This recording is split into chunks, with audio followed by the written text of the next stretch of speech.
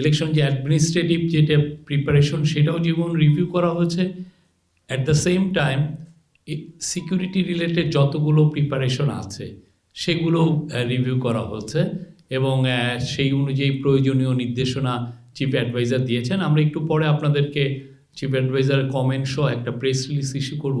তো তার আগে আমি একটু ডিটেলস আপনাদেরকে জানাচ্ছি আজকের মিটিংয়ের ইলেকশন কমিশনের তরফ থেকে বলা হয় যে 300 আসনে ইলেকশন হবে। আগে আপনি জানেন বেশ কয়েকদিন আগে পাবনা 1 ও পাবনা 2 এর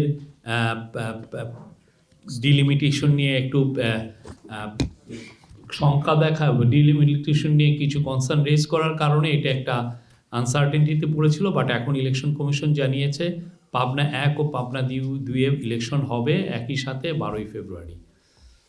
তো আজকে হচ্ছে প্রতীক বরাদ্দের তারিখ এবং আজকে মিডনাইট থেকে ইলেকশন কমিশনের সচিব জানিয়েছেন যে পোস্টাল ব্যালটের ছাপা আজকের মিডনাইট থেকে শুরু হবে। কালকে সকালের থেকে এটা পূর্ণ দমে শুরু হবে এবং এটা ওরা ডিসাইড করবেন কখন পাঠাবেন, এটা আপনাদেরকে পরবর্তীতে জানিয়ে দেওয়া হবে।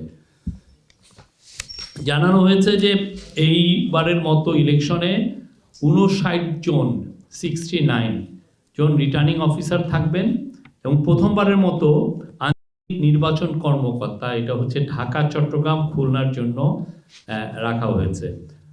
আর জেলা প্রশাসক রিটার্নিং অফিসার থাকবেন 64 জন এবং বিভাগীয় কমিশনার থাকবেন আরও 2 জন।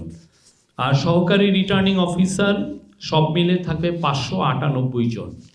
এটা উপজেলা, এর মধ্যে উপজেলা নির্বাহী অফিসার থাকছেন হচ্ছে 495 জন, উপজেলা নির্বাচন অফিসার বা থানা নির্বাচন অফিসার এরা থাকছেন 68 জন, আঞ্চলিক নির্বাহী কর্মকর্তা থাকছেন 11 জন, অতিরিক্ত জেলা প্রশাসকের কার্যালয়ে 5 জন, ক্যান্টনমেন্ট এক্সিকিউটিভ অফিসার 4 জন, অতিরিক্ত জেলা প্রশাসক রাজস্ব জেলা পর্যায়ের প্রশাসকের কার্যালয়ে 4 জন, আরও বাকি আর বেশ কিছু জন আছেন। আমি আর পুরো ডিটেল পড়লাম না। আপনি জানেন মনোনয়নপত্র বিষয়ে মোট মনোনয়নপত্র দাখিলকারীর সংখ্যা ছিল 2568 জন। রাজনৈতিক দল, এর মধ্যে রাজনৈতিক দলকে রিপ্রেজেন্ট করছেন 2087 জন আর স্বতন্ত্র ছিলেন 481 জন। মনোনয়নপত্র বাতিলের সংখ্যা হচ্ছে 726 জন। বৈধভাবে মনোনীত প্রার্থীর সংখ্যা 1842 জন। অংশগ্রহণকারী রাজনৈতিক দলের সংখ্যা 51টি। মনোনয়নপত্রে বাছাইয়ের রিটার্নিং অফিসারের সিদ্ধান্তের বিরুদ্ধে মোট আপিল দায়ের করা হয়েছিল 645 জন, 645। তার মধ্যে আপিল মঞ্জুর করা হয়েছে 425টি, নামঞ্জুর করা হয়েছে 206টি, আপিল প্রত্যাহার করা হয়েছে 14টি।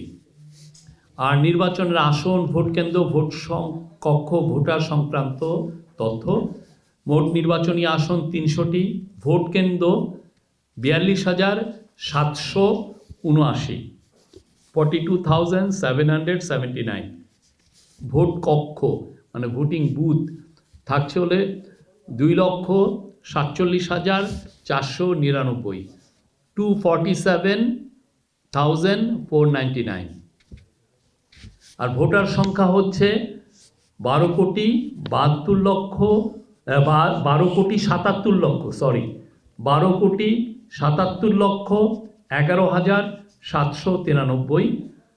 তার মধ্যে পুরুষ আছেন 6,48,25,361 জন হচ্ছে পুরুষ। আবার পড়ি, 6,48,25,361 জন হচ্ছেন পুরুষ।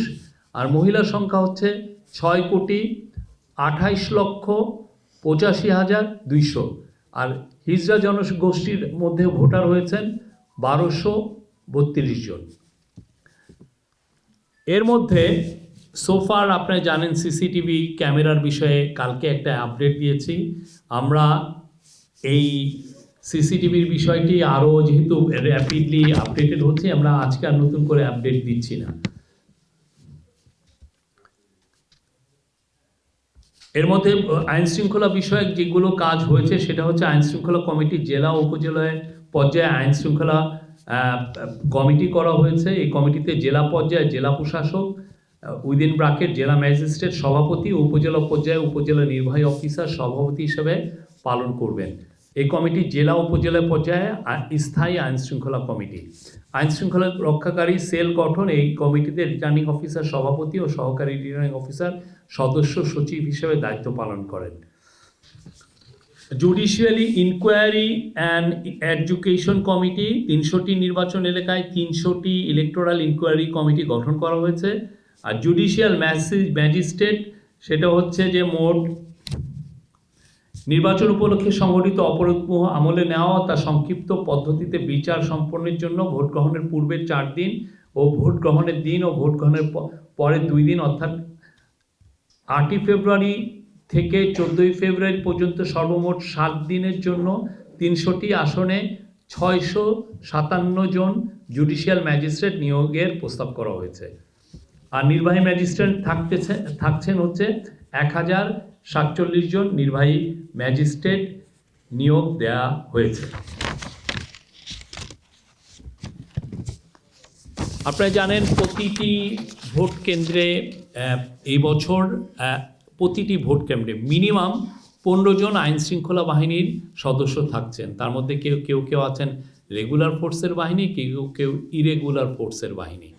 তো মেট্রোপলিটন এলাকার বাইরে সাধারণ যেগুলো ভোট কেন্দ্র, সাধারণ ভোট কেন্দ্রে থাকছেন পুলিশ 2 জন অস্ত্রসহ, অঙ্গীভূত আনসার, সাধারণ আনসার, ভিডিপি 1 জন, সেকশন কমান্ডার অস্ত্রসহ। প্রতি ভোট কেন্দ্রে দায়িত্বপ্রাপ্ত প্রিজাইডিং অফিসারের নিরাপত্তার জন্য 1 জন অস্ত্রসহ আনসার সদস্য মোতায়েন হবে। এটা এবারেই প্রথম করা হচ্ছে। অঙ্গীভূত আনসার, সাধারণ আনসার ও ভিডিপি 1 জন সহকারী সেকশন কমান্ডার অস্ত্রসহ, এবং এটা ডিপেন্ড করবে যে এটার প্রাপ্যতার সাপেক্ষে। অঙ্গীভূত আনসার, সাধারণ আনসার ও ভিডিপি মহিলা 4, পুরুষ 6, 10 জন লাঠিসহ।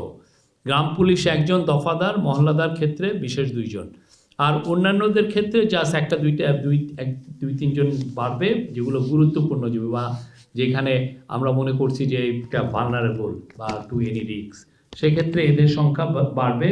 মানে এর ক্ষেত্রে হবে হচ্ছে সাধারণ ভোট কেন্দ্রে 15 থেকে 17 জন, আর গুরুত্বপূর্ণ ক্ষেত্রে 18 থেকে 19 জন পর্যন্ত যাবে। এর তরফ থেকে অনেকগুলো ঝুঁকিপূর্ণ কেন্দ্রের কথা বলা হয়েছে, যে সেগুলোর ব্যাপারে কি মেজার নেওয়া হচ্ছে, এবং আশা করা যাচ্ছে যে আগামী মিটিংগুলোতে এটা আরও আপডেটেড লিস্ট হবে। যেটা আজকে আমরা মনে করছি ঝুঁকিপূর্ণ, সেটা আগামী 1 সপ্তাহে কি মেজার নিলে যেটা হবে যে সেই জায়গায় আমরা আশা করতে পারি যে আগামী 1-2 সপ্তাহে এটা সাধারণ কেন্দ্র, মানে এই ক্ষেত্রে আর সিকিউরিটি রিস্কটা অনেকটা কমে আসবে, সেটার একটা বিষয়ে আলোচনা হয়েছে। তো এখানে আজকে যে বর্ণনা বলা হয়েছে যে বাংলাদেশ পুলিশ সদস্য কর্তৃক অধিক ঝুঁকিপূর্ণ ভোট কেন্দ্রসমূহে মোট 25,500টি বডি অন ক্যামেরা ব্যবহৃত হবে। ইতিমধ্যে সমস্ত ক্যামেরা সরবরাহ করা হয়েছে এবং তা ব্যবহার উপযোগী হয়েছে। আজকের মিটিংয়ে এটা একটা ট্রায়াল করা হয়, চিফ অ্যাডভাইজারকে সাথে যুক্ত করা হয় হাটহাজারির একটি ভোট কেন্দ্রের সাথে। সেখানে একজন পুলিশের একজন অফিসার ছিলেন, তার সাথে সরাসরি সংযুক্ত করা হয়। আমরা এখান থেকে মানে ক্যাবিনেট রুম থেকে উনি ওই বডি ক্যামেরাটা ওই ভোট কেন্দ্রটা কিভাবে মনিটর করা যায় সেটা মানে ভিডিওতে একদম লাইভ ইমেজের মাধ্যমে এটা আমরা সবাই দেখেছি, এই মিটিংয়ে দেখানো হয়। এবং এই বডি অন ক্যামেরার ক্ষেত্রে বলা হয়েছে যে সবাইকে মোটামুটি ট্রেনিং দেওয়া হয়েছে যারা আছেন, এবং আশা করা যায় যে ইলেকশনের দিন এইটা body on camera for the first time এটা দেওয়া হচ্ছে, এবং এটা খুবই ইম্পর্টেন্ট রোল প্লে করবে। আপনারা যারা পুলিশের যারা সদস্য যারা এটা ক্যারি করবেন, তারা পুরো কেন্দ্রের আশেপাশে সবগুলো ফটোই তার কাছে থাকবে বা লাইভ ইমেজ থাকবে।